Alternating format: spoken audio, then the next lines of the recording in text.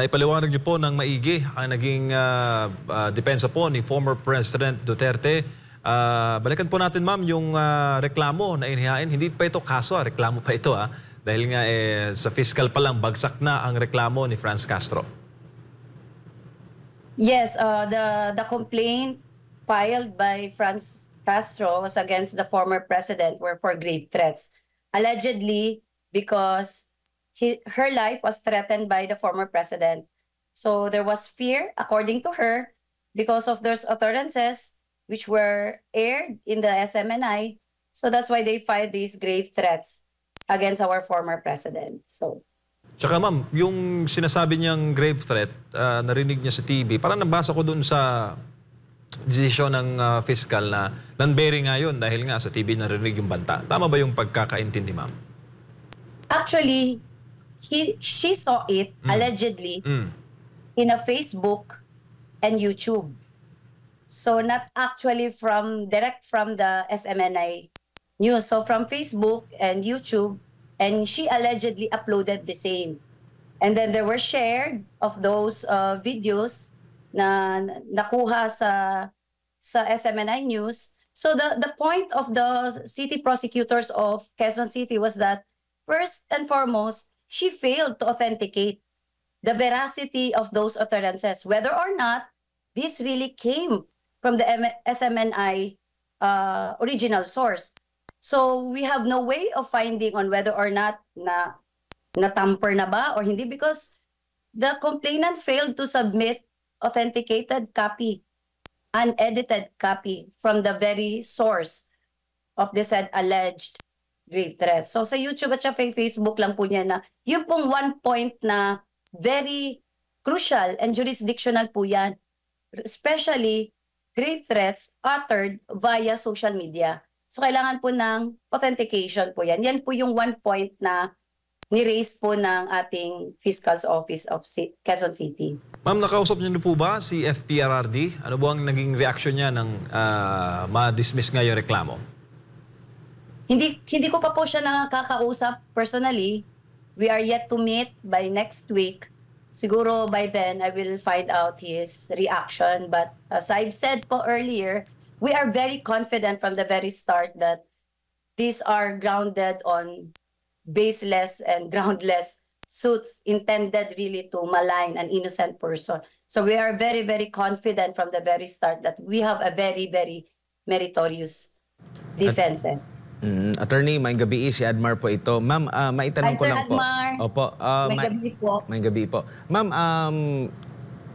sabi mo nga, baseless, walang basihan, itong naging paghahain ng reklamo laban sa dating Pangulo. Possible ba na mag-counter kaso dito kay Franz Castro? While there are cases that could have possibly arisen from these baseless suits, malicious persecution is one thing, but it also depends on FPRRD on whether or not he would want to pursue. Maybe he does not want to go that low, no? Na para patulan yung mga ganong bagay, pero kino-consider po yan as part of the recommendation of PDP Laban. There's also another possibility, maybe, since the reputation of our former president has been besmirched and tainted because of these baseless suits, possible din po yung damages. Mga possibility po yan na we can recommend po, the legal department of the PDP Laban could possibly recommend to our chairperson, but it still depends on the decision of former President Rodrigo Duterte on whether or not he would want to pursue a countercharge. Pero kung maalala natin sa panahon ng dating Pangulo, pinababayaan nga lang, di ba? Yung mga lahat ng mga patutsada laban sa kanya dahil siya ay naniniwala, demokrasya ang Pilipinas, may karapatan sila. Yet itong mga public official na ito na medyo balat sibuyas lang, hain agad ng reklamo at ngayon ay ito nga nabasura. Anong ang nakikita mo dito, attorney, na maaring implikasyon po dito sa mga hakbang na ito, lalo na sa dating Pangulo, kung sino man na mga malapit sa Pangulo, dating Pangulo? ang implikasyon po, it is a classic example na justice is still working this part of the Philippines. So, yung mga nagbabalak po na magfa-file ng cases against our former president, filing a case is one thing. Whether or not they will prosper is another. So, masaya po kami na this Office of the City Prosecutor of Quezon City was never swayed by any political influence, considering that Castro is a sitting congresswoman. So, malaki pong hakbang ito at malaki pong, it's a victory, a welcome victory for the PDP laban. And we can truly say na justice has truly been served and still working in the Philippines. Sa ngayon po, nabanggit nyo, wala pang naging mensahe ang Pangulo ukol dito. Pero parang, kumbaga, most likely, sumagot lang din naman yung ang panig no, ng Pangulo sa pamamagitan ng kanyang mga abogado. Hindi nga nagpakita, di ba, dito sa ano. So, kumbaga, hindi niya masyadong binibigyan ba ng halaga itong kaso na ito dahil alam niya na mababasura kasi walang ambasyan? Unang-una, on its face, wala talagang basihan.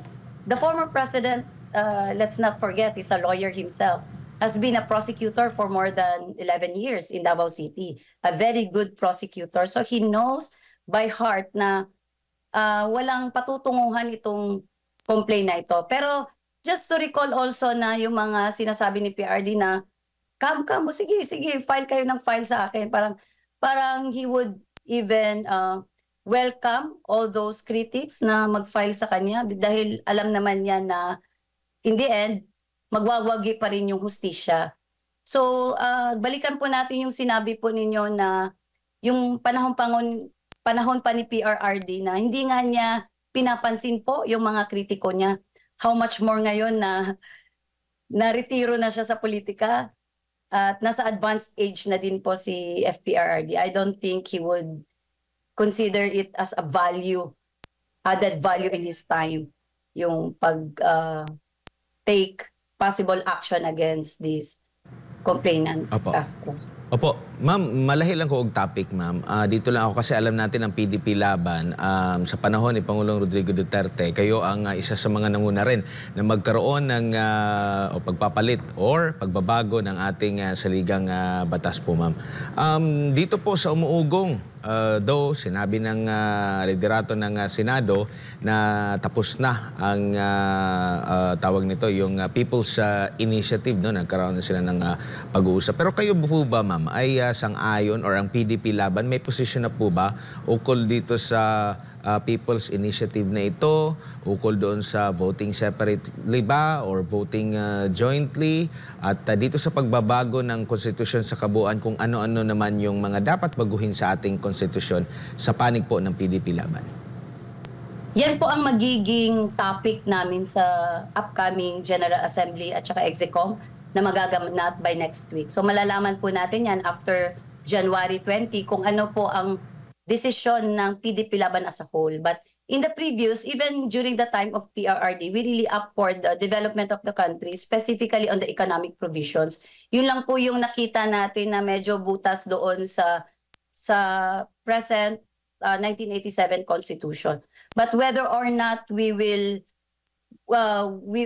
side with the People's Initiative, yan po ay i-discuss din po ng high officials ng PDP laban upcoming January 20. So after January 20, magkakaroon na po kami ng iisang direksyon, either sasang-ayon or hindi sasang-ayon. Pero isa lang po talaga yung direksyon ng ating partido, yan po ay ikakabuti ng ating mamamayang Pilipino. Yan po yung paulit-ulit na sinasabi ng aming party chairperson, si former President Rodrigo Duterte. Basta po para sa ikabubuti ng mamamayang Pilipino, wala pong rason para humindi or mag-oppose po yung PDP laban. So iwi-weigh po natin yan maigi na if indeed People's Initiative, kasi from the word itself, dapat the initiative must come from the people, from the voice of the people. So may mga haka-hakang nagbabayaran, may mga ganong-ganong accusations. We have also to weigh that. And the intention behind, the rationale behind na bakit sinusulong itong People's Initiative. Is it for the term extension? Is it for the better upliftment of some vested interest or para po sa mamayang Pilipino? Yan po yung i-discuss namin sa aming EXICOM at with Chairperson, former President Rodrigo Duterte ngayong January 20.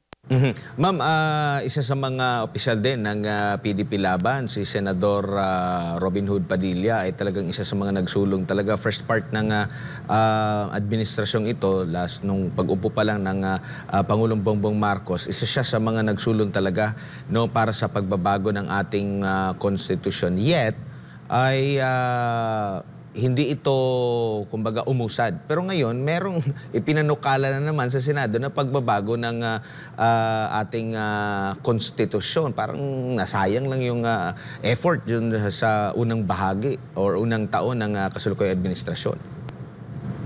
Yun po isinusulong ni Senator Padilla. Yan po yung para buksan po ng yung economic provisions ng saligang batas. And yung kanyang suggestion po is voting separately from the Senate and the House of the Representatives.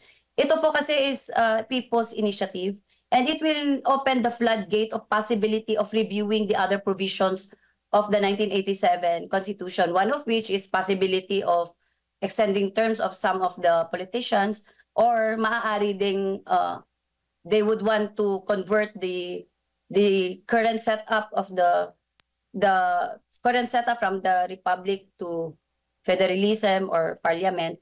Yan po kasi medyo kailangan po natin i-weigh dahil ito pong People's Initiative ay open po siya sa pagdiskusyon or pagdiscuss ng each and every provision of the 1987 Constitution. At kung voting jointly po yan, hindi po natin makukuha talaga yung saloobin on the part of the Senate kasi overpowered nga po sila by the number, outnumbered po sila by the number of the House of Representatives. Yung People's Initiative din po, kailangan din po yung ma-validate on whether or not these people who signed the petition or truly came from, they came out voluntarily out of their own volition or was there any consideration whatsoever or they really know ano yung isinusulong nila. Kasi marami po akong natatanungan, hindi naman po nila alam kung ano yung isinusulong ng People's Initiative. So, tingnan po natin, sir. Malalaman po natin yan when the PDP Laban's high officials would convene to discuss and to have a one direction for the party.